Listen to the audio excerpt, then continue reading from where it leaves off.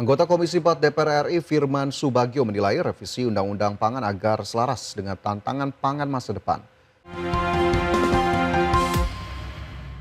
Ya, sementara itu Komisi 4 DPR RI mendorong adanya pembaruan Undang-Undang Pangan Nomor 18 Tahun 2012 agar mampu menjawab tantangan sektor pangan yang terus berkembang seiring kemajuan teknologi, perubahan pola konsumsi masyarakat serta dinamika pertanian nasional dan global. Anggota Komisi 4 DPR RI Firman Subagio menilai revisi Undang-Undang Pangan agar selaras dengan tantangan pangan masa depan, termasuk perkembangan teknologi pertanian dan inovasi di sektor pangan yang bergerak cepat saat ini, di mana regulasi pangan yang berlaku saat ini sudah perlu disesuaikan dengan perkembangan zaman. Menurut Firman, konsep ketahanan pangan harus dipandang secara lebih luas dengan mengoptimalkan berbagai sumber pangan yang tersedia di Indonesia, termasuk potensi pangan lokal yang dimiliki setiap daerah. Selain itu, dirinya menegaskan bahwa Indonesia memiliki kekayaan sumber pangan yang sangat beragam dan dapat menjadi penopang ketahanan pangan nasional di masa depan. Ini memang harus segera dilakukan penyesuaian karena ketika undang-undang kita susun, pergerakan terhadap masalah alih teknologi pertanian belum sedahsyat atau belum secepat ini. Oleh karena itu tadi kami sampaikan dalam pertemuan ini bahwa pertanian ini atau kita bicara pangan itu tidak hanya bicara beras, tapi dari sumber hayati lainnya. Sehingga yang kami dorong adalah seperti yang disampaikan Pak Wali tadi adalah sudah mulai mengedepankan kearifan lokal seperti sagu dan kemudian juga di bawah tadi kami sudah mencoba adalah pengembangan sorghum. Sorghum cukup bagus dan saya sudah rasakan betul dan tidak jauh berbeda. Ya, Gubernur DKI Jakarta Pramono Anung memastikan layanan Trans Jabodetabek akan tetap mendapatkan subsidi meski tarif moda transportasi tersebut akan mengalami kenaikan. Nantinya kenaikan tarif Trans Jabodetabek akan mempertimbangkan agar masyarakat tetap menggunakan transportasi umum. Siap-siap, Anda yang sehari-hari mengandalkan bus Transjakarta bakal merogoh kocek lebih dalam. Pemprov DKI Jakarta tengah mengkaji skema tarif baru, bukan lagi flat 3.500 seperti saat ini, tapi berdasarkan jarak tempuh. Perubahan tarif terutama akan dikenakan bagi bus Trans Jabodetabek, terutama untuk rute-rute jauh dengan jarak tempuh di atas 100 km. Seperti rute Blok M Bandara Soekarno-Hatta dan rute Blok M Bogor. Nantinya meski tarif Trans Jabodetabek naik, Pemprov DKI Jakarta tetap akan memberikan subsidi agar tarif baru tidak memberatkan masyarakat. Gubernur DKI Jakarta Pramono Anung optimis kenaikan harga Pertamax membuat masyarakat tetap setia menggunakan transportasi umum. Akan ada beberapa perlu penyesuaian. Salah satunya adalah dari Blok M ke Soekarno-Hatta. Blok M ke Soekarno-Hatta kan sekarang 3.500. Koper juga bisa naik ke bus. Maka dibandingkan dengan Damri yang paling murah kan 80.000. Taksi rata-rata 200.000. Kalau kemudian 3.500 untuk parkir di Soekarno-Hatta aja tidak cukup. Rencana perubahan tarif muncul di tengah tingginya beban subsidi yang ditanggung Pemprov DKI. Pada 2026, subsidi Trans Jabodetabek mencapai 401 miliar rupiah dengan rata-rata subsidi sebesar Rp12.250 per penumpang.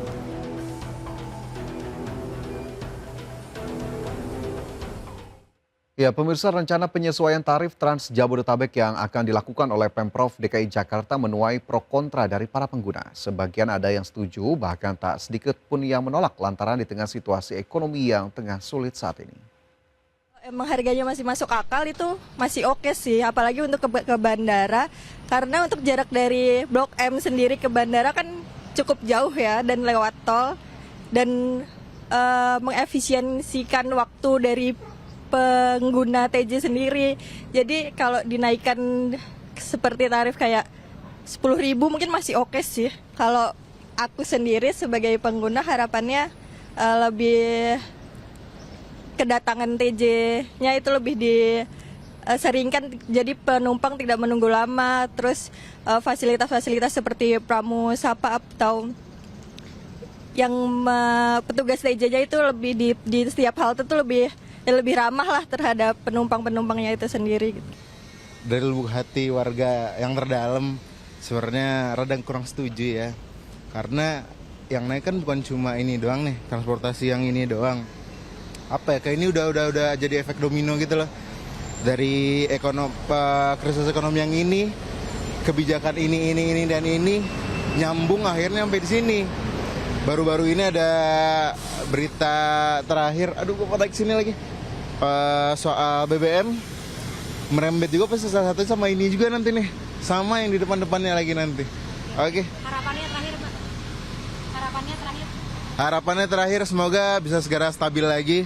Kalau bisa turun syukur banget. Kalau nggak turun, at least stabil buat tahun yang mendatang juga deh. Oke. Kalau menurut saya pribadi sih nggak setuju ya Kak. Soalnya kan saya juga naik TJ yang ke UIN. Itu juga naik yang Transjakarta Jabodetabek kan. Kalau kenaikan harga mungkin akan memberatkan kita yang mahasiswa yang uangnya pas-pasan gitu. Karena biasanya kan kayak udah nyiapin uang nih buat Transjakarta segini. Tapi malahan harus nambah lagi. Kemungkinan 5-7 ribuan. Itu nggak apa-apa? Iya, mungkin nggak apa-apa. Iya, mungkin ditambahin armadanya aja sih. Pemirsa, Piala Dunia FIFA 2026 resmi menjadi edisi terbesar sepanjang sejarah dengan melibatkan 48 negara peserta dan 104 pertandingan. Ya, selain menjadi pesta sepak bola dunia, ajang yang digelar di Amerika Serikat, Kanada, dan Meksiko ini diproyeksikan memberikan dampak ekonomi hingga puluhan miliar dolar bagi berbagai sektor industri global.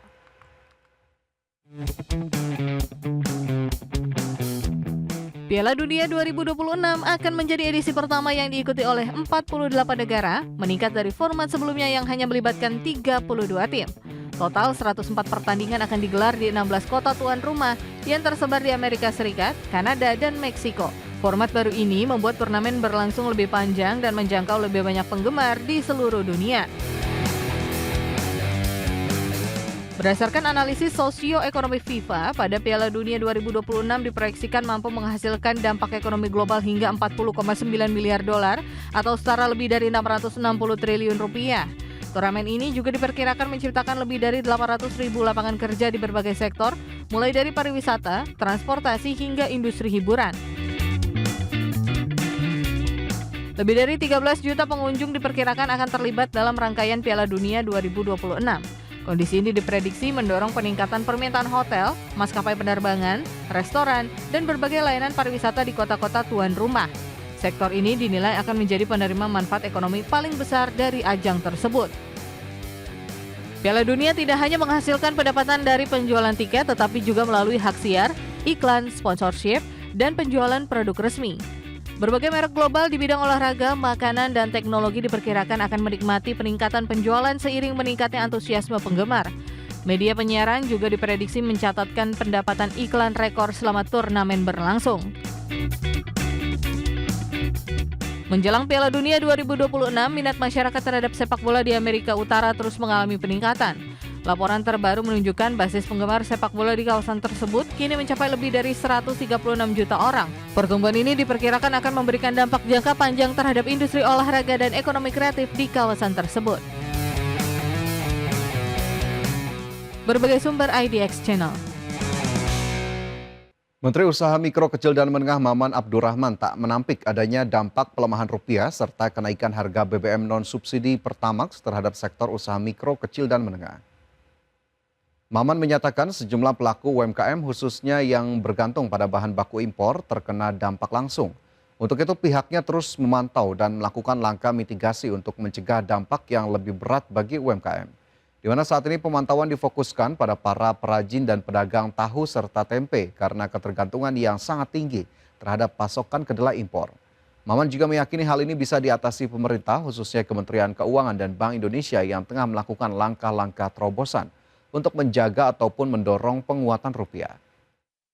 Ya, terlepas dari apapun, kita juga harus mengakui bahwa tentunya ada impact di beberapa sektor-sektor tertentu terhadap UMKM kita. Namun sampai hari ini tentunya kita dari Kementerian UMKM bersama-sama dari Kementerian Keuangan dan BI akan terus melakukan